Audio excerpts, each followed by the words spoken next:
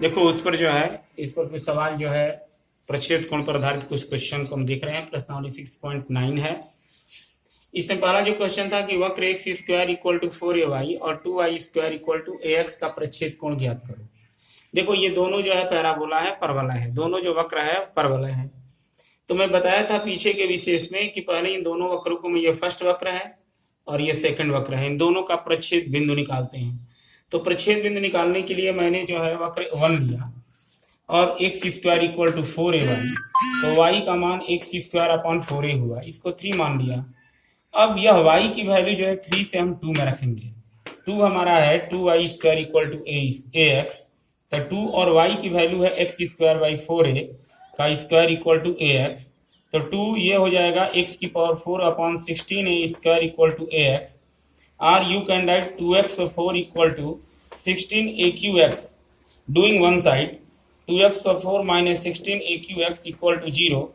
Taking common 2x, then you can find x cube minus 8aq equal to 0.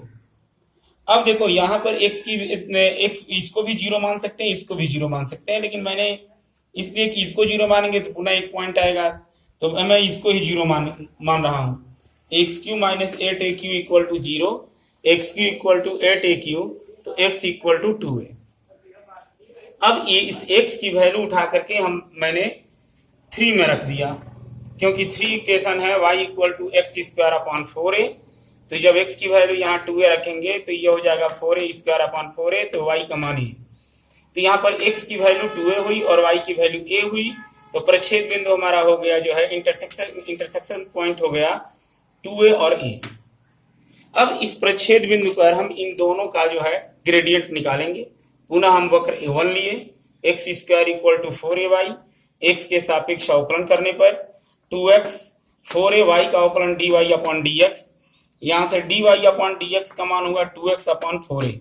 अब dy by dx का इस प्रच्छेद बिंदु पर जो मान होगा वह m1 का काम होगा, तो dy बाई dx 2a और a, m1 का मान हो गया आपका 1। पुनः हम दूसरा कर्व लेंगे 2i square equal to ax, तो 2i square equal to x, पुनः इसका x के सापेक्ष अवकलन करेंगे तो 4y dy upon dx equal to ax का ये अवकलन a होगा, तो dy बाई dx निकला। अब पुनः dy बाई dx का उसी प्रच्छेद बिंदु क्या है 2a और a, तो 2a और a पर जो है इसकी वैल्यू हो गई यहाँ a और 4 और y मीन्स a, 1/4 ये m2 हो गया। और प्रच्छेद कोण का सूत्र होता है angle of intersection of two curves theta equal to tan inverse m1 mod m1 m2 बटा 1 plus m1 into m2।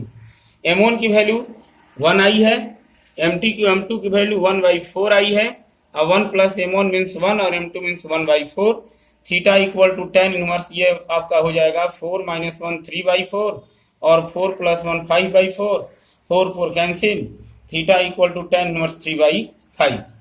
Second question इसी पर हम देखते हैं। यहाँ 2 कर्व आपको दिया गया है y equal to x square और एक दिया है y equal to x cube, इसका भी जो है प्रच्छेद कोण निकालना है। तो मैंने इन दोनों वक्रों को पहले लिखा, पहला वक्र है y equal to x square और यह है y equal to x cube. With the help of 1 and 2 we find the intersecting point of given 2 curves. तो यहाँ से जो है दोनों का देख रहे हैं कि y सेम है, left hand side is same, hence right hand side is also same. X square equal to x cube, doing one side x square minus x cube equal to 0, taking common x square 1 minus x equal to 0, or you can write 1 minus x equal to 0, तो x equal to 1। अब x की value जो 1 आ गई, इसको जो है चाहे 1 में या चाहे 2 में पुट करके y का मान निकालेंगे। मैंने 1 में पुट किया, y equal to x square, तो y इक्वल टू 1 का स्क्वायर, y इक्वल टू 1, तो x की वैल्यू 1 हुई, y की वैल्यू 1 हुई, तो प्रच्छेद बिंदु आपका हो गया 1 और 1। अब इस प्रच्छेद बिंदु पर इन दोनों वक्रों का क्रमशः जो है अवकलन करके m1 और m2 निकालेंगे। तो पहले वक्र से y equal to x square, x के सापेक्ष जब मैंने अवकलन किया तो dy upon dx equal to 2x। अब dy बाई dx का इस प्रच्छेद बिंदु 1 1 पर वैल्यू जो होगी वो m1 हो गई। अब फिर हम दूसरे का जो है, फिर उसके बाद हम दूसरे वक्र का अवकलन करेंगे।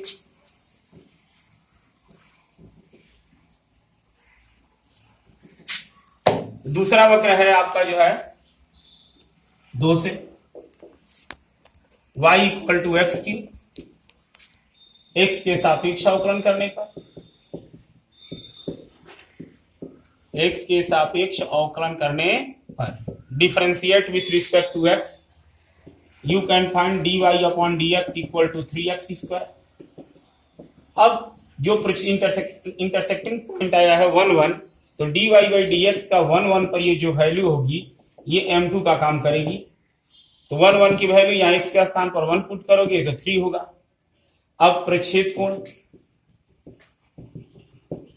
कोण का सूत्र होता है theta equal to tan inverse mod m1 minus m2 upon 1 plus m1 into m2। तो थीटा इक्वल टू ये आपका हो जाएगा tan इनवर्स, m1 की वैल्यू है आपकी जो है 2i है, m2 की वैल्यू 3 है, 1 plus m1 means 2, m2 means 3। तो theta equal to tan inverse minus 1 by 7 या theta equal to tan inverse mod minus 1 1 होता है 1 बाई 7। और इस तरह जो है हम दो वक्रों के प्रच्छेद कोण का जो है, दो वक्रों का प्रच्छेद कोण ज्ञात कर सकते हैं। कोई भी दो वक्र आए पहले प्रच्छेद बिंदु निकालो और प्रच्छेद बिंदु से उन दोनों का अवकलन करके m1 और m2 ज्ञात कर लो और ये सीधे सूत्र यूज कर दो theta equal to tan inverse m1 mod m1 minus m2 बटा 1 प्लस m1 इंटू m2। आपको जो है प्रच्छेद कोण ज्ञात हो जाएगा। देखो स्पर्शी और अभिलंब, टेंजेंट और नॉर्मल। तो टेंजेंट और नॉर्मल में दो कंडीशन होता है कि टेंजेंट और नॉर्मल में मात्र तुम्हें जो है ये